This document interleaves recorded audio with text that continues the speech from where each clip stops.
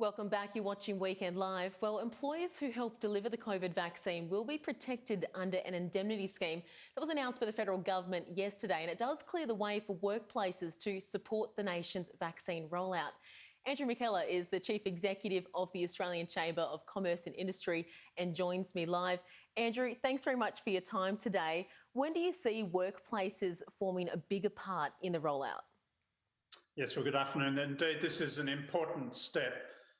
So I think having this indemnity program now in place will provide much greater certainty to employers about the conditions under which they can offer vaccines in the workplace, much as they often do for things like the flu vaccine. But it means that they can go ahead with confidence, and we hope it will be something that really helps the vaccine rollout in the coming months. Do we have a time as to when businesses may come on in a more widespread fashion, or is it more sort of looking towards those booster shots? Well, look, I think it's a bit of both. I mean, certainly this will be available for individual businesses to register if they have claims from the 6th of September. It covers the period going right back to February when the vaccine started. But now, as an incentive, I think we will see some impact over the coming months. Of course, we have to remember, yes, in the future, there will be a need probably for booster shots. So again, employers will want to play their part as that goes forward. Andrew, I want to turn to the national roadmap out. Western Australia's Premier Mark McGowan, he's made it very clear he's not keen to reopen even once we hit those 70 and 80% vaccination rates. Is that a tenable position? Well, look, I think it's a very disappointing position.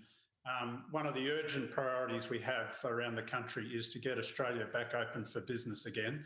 There is a roadmap there. It's a very challenging plan to get to 70 and 80% of the adult population vaccinated. It's going to take a lot of work. Even when we get there, we know that there won't be a total removal of restrictions. There are still going to have to be measures in place, but we've got to move away from these lockdowns. The lockdowns are really costing a huge amount in social and economic terms. We have to find a way to protect the health of our population without resorting to lockdowns time after time again.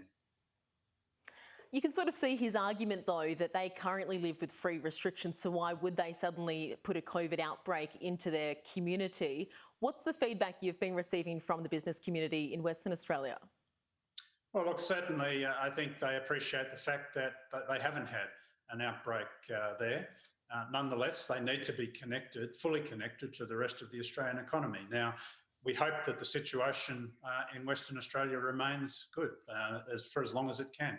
At some point, though, unfortunately, as the evidence has shown around the rest of Australia, at some point it is likely that COVID will come in, and we cannot hide from this forever. We have to get the vaccination levels up. We have to protect the population.